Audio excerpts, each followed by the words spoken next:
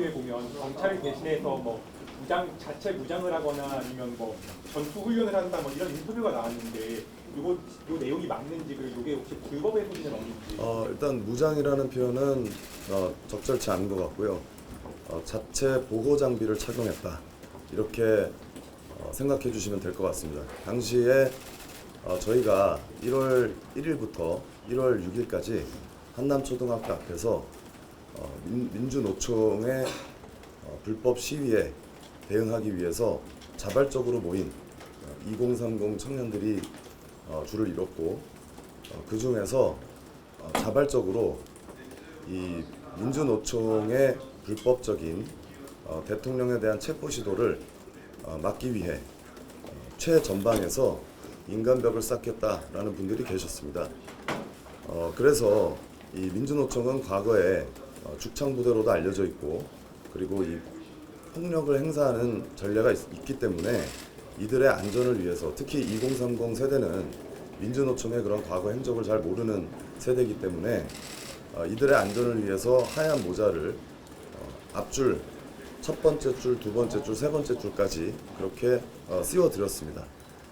그러고 나서 1월 4일 그리고 이제 1월 5일 민주노총의 대규모 대통령 관저 진입 시도가 있었고요. 1월 6일 새벽 4시에는 민주노총과 공수처가 대통령 관저로 기습 침투할 가능성이 있다라는 첩보가 있었습니다. 그래서 당시에 이 위기감을 느낀 청년들이 그 소식을 듣고 현장에 나와서 인간벽을 쌓고 모두가 긴장한 상태에서 하얀 모자를 쓴 이 청년들이 멸공의 횃불을 부르면서 민주노총이 오기를 기다리는 일이 있었습니다. 당시 민주노총의 숫자는 1만 명이 넘는 그 대규모 인원이었기 때문에 당시 현장에 모였었던 300명의 인원으로는 막을 수 없는 그런 턱없이 부족한 숫자였음에도 불구하고 용기를 가지고 물러서지 않은 그런 청년들을 저희 사이에서는 백골단 같은 그런 용맹스러운 어떤 모습을 보이지 않았나. 그래서 저희가 백골단으로 알려진 것 같습니다. 그러나 오늘 공식 입장을 밝혔듯이 저희가 공식적으로 사용할 이름은 반공청년단이고요. 이 백골단이라고 하는 명칭은 많이 알려져 있기 때문에 당분간은 저희 그 예하 부대로 하얀 헬멧을 쓰고 특별히 대통령 관저 주변에서 감시 활동을 하는 그런 자경단으로서의 감시 활동을 하는 분들을 저희가 백골단 대원들이다 이렇게 부르도록 하겠습니다. 자체 보호 장비라는 어떤 거 말씀하십니까? 일단은 그 방검복이 있을 수가 있고요. 그리고 둔기로 맞았을 때 충격을 완화시킬 수 있는 그런 보호 장비가 있겠습니다. 그리고 뭐 무릎 보호대라든지 이 팔꿈치 보호대 이런 그 보호 장비들은 스스로 착용하고 나오는 것을 권고드리고 있습니다. 이번에 있을 이번 1월 10일에도 민주노총의 대규모 시위가 있을 것으로 공지가 된 상태이기 때문에 저희가 각별히 이번 그 집회에 참석하는 민주노총 윤석열 대통령 체포 집회에 반대하는 집회 참석자분들에게는 특별히 더 강화된 방어구를 착용하고 나오시라고 권고를 드리고 있습니다. 이번에 나와주신 분들 몇 명이 있습니까? 우선 저희는 지금 그 원래 집회를 하던 장소에서는 더 이상 집회를 할 수가 없는 상황입니다. 용산 경찰서에서 집회 해산 명령서를 가지고 나왔기 때문에 똑같은 장소에서는 집회를 할 수가 없고요. 그 옆에 일신 빌딩 앞이나 볼보 루터교회 앞 그쪽에 이 보수 성향 단체의 집회가 있는 것으로 알고 있습니다. 그래서 구호를 외치는 집회에 참석을 하시는 분들에게는 그 집회로 가실 것을 요청을 드리고 있고, 저희와 함께 하고 싶으신 분들은 특별히 이 대통령 관저 주변을 정찰하고 그리고 감시하는 그런 활동을 하고 싶으신 분들은 저희에게 따로 연락을 드리라고 말씀을 드리고 있고, 금일 18시 30분에는 저희 그 백골단 대원들이 대통령 관저 입구에서 도열 시위를 할 계획입니다. 그래서 특별히 이 공수처의 대통령 체포도 위법하다고 저희는 판단하고 있지만, 특별히 경찰 특공대 투입은 대한민국을 내전 상황으로 몰아갈 수 있는 매우 위험한 행동이기 때문에 즉각 중단할 것을 저희가 요구하는 그런 도열 시위를 할 계획입니다. 김민정 의원님께서 여당 의원님들과 소통하시나요? 전혀 없습니다.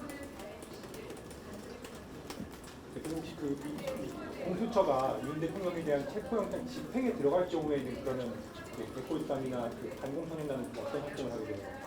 이렇게 생각하시면 될 것 같습니다. 저희는 이 공수처의 무리한 수사와 대통령에 대한 체포 행위가 국가를 비상사태로 만들 수 있고 국가 안보에 구멍을 낼 수 있는 매우 위험한 행동이라고 생각하기 때문에 이렇게 공수처가 대통령 체포영장 집행을 하거나 이 과정에서 경찰 특공대를 투입하게 되면 대한민국은 내전 상황으로 번질 것이기 때문에 불안정한 상황에서 외세의 침입의 가능성 또는 사회의 극도의 혼란, 이런 부분들이 발생했을 때 저희는 국민으로서 미리 대비를 하자는 차원에서 대통령 관저 주변을 감시하는 겁니다. 그렇기 때문에 대통령의 안전뿐만이 아니라 대통령 관저 주변 주민들의 안전 역시도 저희가 능동적으로 대비를 해야 한다고 생각합니다.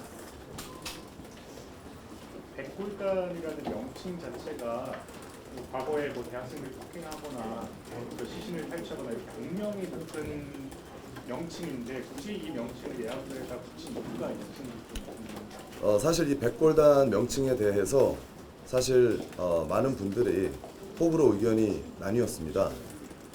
말씀하셨던 대로 어떤 폭력성을 띤 과거의 그런 부대 이름이기 때문에 자칫 잘못하면 우리의 시위가 어떤 불법성을 띠거나 폭력성을 띈 것 아니냐, 이런 오해를 불러일으킬 수 있기 때문에 이런 부정적 입장이 있다는 것은 충분히 이해하고 있습니다. 그럼에도 불구하고 백골단이라고 하는 이름을 쓰게 된 이유는 지금 대한민국은 법치가 무너지고 어떤 헌법 가치를 근거로 민주주의 절차를 따라 이 대한민국이 운영되는 것이 아니라 말 그대로 입법, 폭법, 힘의 논리, 힘센 사람, 목소리 큰 사람이 이기는 그런 약육강식의 세계가 되었기 때문에 대한민국을 지키기 위해서는 힘 있는 조직, 그것이 폭력적이어서는 안 되지만 지금 대한민국을 지킬 수 있는 시민 조직이나 또는 정치 세력은 반드시 강력한 수단, 그것이 저는 폭력적이라는 것을 의미하는 것은 아닙니다. 강력한 수단을 동원해야만 지금 위기 상황을 극복할 수 있다. 그렇기 때문에 강한 이미지를 가지고 있는 백골단이 적절하다고 생각했습니다.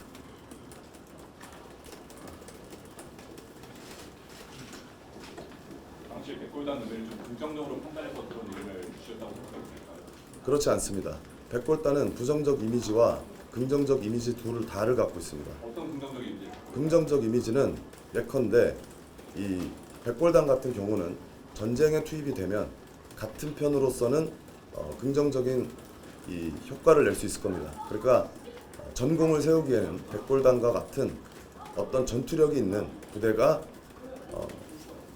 적절할 것입니다. 하지만 국민을 대상으로 한, 무장을 하지 않은 국민을 대상으로 백골단을 투입한다거나 아니면 어떤 평화적인 시위에 백골단을 투입하는 것은 매우 부적절한 것이기 때문에 이 백골단이라고 하는 것은 부정적인 요소와 긍정적 요소를 둘 다 갖고 있다고 생각합니다.